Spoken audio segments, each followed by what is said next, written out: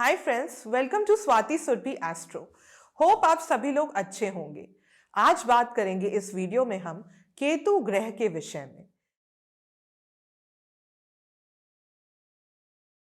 तो केतु की उत्पत्ति जैसे हुई थी उसकी कथा के बारे में तो मैं आपको राहु के वीडियो में ऑलरेडी बता ही चुकी हूँ। तो आज बात करेंगे केतु किस तरह का ग्रह है उसके बारे में।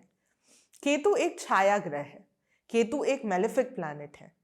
Ketu isolation, salvation, occult, spirituality और कुछ हद तक हमारी सेल्फिशनेस और प्राइड को भी दर्शाता है। कुछ लोगों का ऐसा मानना है कि केतु की स्वराशि सिंह राशि होती है। कुछ लोगों का यह भी मानना है कि केतु उच्च का होता है वृश्चिक राशि में, जो कि मंगल की स्वराशि है, और नीच का होता है वृषभ राशि में, जो कि शुक्र की स्वराशि है। लेकिन मेरा ऐसा मानना है कि केतु अपनी स्वराशि और उच्च की राशियों में कंफर्टेबल फील करता है अपने नेचुरल स्वभाव के कारण। क्योंकि मैं इस कथन से पूरी तरह सहमत नहीं हूं कि राहु और केतु, जो कि दोनों ही छाया ग्रह हैं, उनकी उच्च और नीच की राशियां भी हो सकती हैं। लेकिन फिर भी कुछ लोगों का व्यू पॉइंट के बारे में, क्योंकि वो लोग ऐसा मानते हैं, इसलिए मैंने इस वीडियो में आपको बताया। मत्स्य पुराण के अनुसार केतु बहुत सारे हुए थे, जिनमें से प्रधान था धूमकेतु।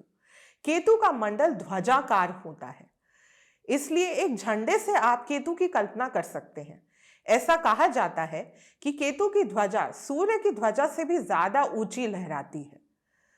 इसलिए अगर किसी की जन्म कुंडली में केतु प्रबल होकर जुपिटर के साथ, यानी कि गुरुदेव बृहस्पति के साथ, अगर केंद्र या त्रिकोण में बहुत अच्छी स्थिति में बैठा हो, तो कई बार ऐसे व्यक्ति की कुंडली में ध्वजा योग का भी निर्माण होता है, जो कि केतु के द्वारा ही होता है।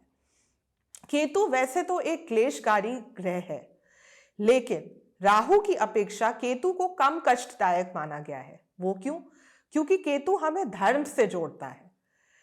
केतु एक धार्मिक ग्रह है। लेकिन ऐसा क्यों है?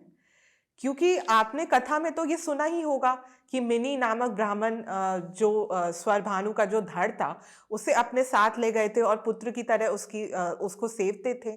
फिर श्री भगवान विष्णु ने केतु के धड़ में सर्प का सर जोड़ दिया था, है ना। स्वरभानु के धड़ में उन्होंने सर्प का सर जोड़ दिया था, और इसी को हम केतु कहते हैं। पुरानी कथाओं के अनुसार केतु प्रयासों और पूर्व जन्म के कर्म फल के कारण ईश्वर भक्त होकर श्रद्धा का पात्र बने थे।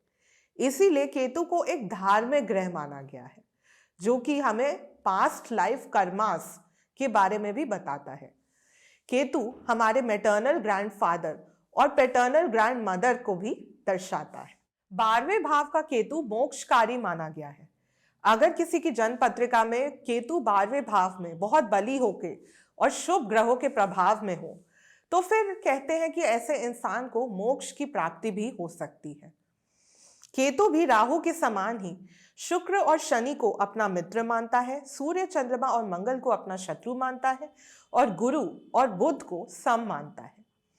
केतु के अत्यधिक कमजोर होने पर स्मॉल पॉक्स, कॉलेरा और इंटेस्टाइनल वर्म्स जैसे रोग हो सकते हैं, या जैसी परेशानियां हो सकती हैं। केतु यदि किसी की कुंडली में त्रिकोण में केंद्र के स्वामी के साथ बैठा हो, या फिर केंद्र में त्रिकोण के स्वामी के साथ बैठा हो, तो यह ऐसा केतु राजयोग कारक हो जाता है, और फिर ऐसे केतु की महादशा में आपको बहुत अच्छे रिजल्ट्स देखने को मिल सकते हैं। जन्म कुंडली में केतु और गुरु की यदि युति हो जाए तो ध्वजा योग का निर्माण करती है, और ऐसे व्यक्ति की किसी ना किसी एक फील्ड ऑफ वर्क में मास्टरी जरूर होती है।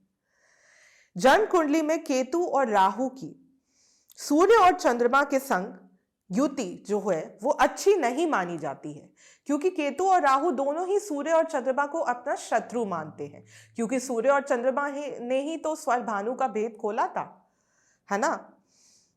इसीलिए, लेकिन अगर केतु और राहु सूर्य और चंद्रमा के साथ भी बैठे हों, और फिर किसी अन्य शुभ ग्रह जैसे गुरु या शुक्र की दृष्टि इस योग पर पड़ जाए, जो कि ग्रहण योग भी कहलाता है, इस योग पे अगर शुभ ग्रहों की दृष्टि पड़ जाए, तो इस योग के उतने खराब परिणाम, उतने खराब फल आपको देखने को नहीं मिलते हैं। तो फ्रेंड्स, ये थी मेरी छोटी सी व्याख्या केतु ग्रह पे। आई होप आप लोगों को ये वीडियो पसंद आया हो। अगर पसंद आया हो और इस वीडियो के द्वारा आपने थोड़ा सा भी ज्ञान अर्जित किया हो तो प्लीज़ इस वीडियो को लाइक ज़रूर कीजिएगा, इसे अपने फ्रेंड्स और फैमिली के साथ शेयर ज़रूर कीजिएगा और प्लीज़ प्लीज़ प्लीज़ मेरे चैनल को सब्सक्राइब ज़रूर कीजिएगा। मेरे चैनल का नाम है स्वाति सुरभि एस्ट्रो। आगे भी आप लोगों के लिए और अच्छे वीडियोस लाने का प्रयास करती रहूँगी। धन्यवाद।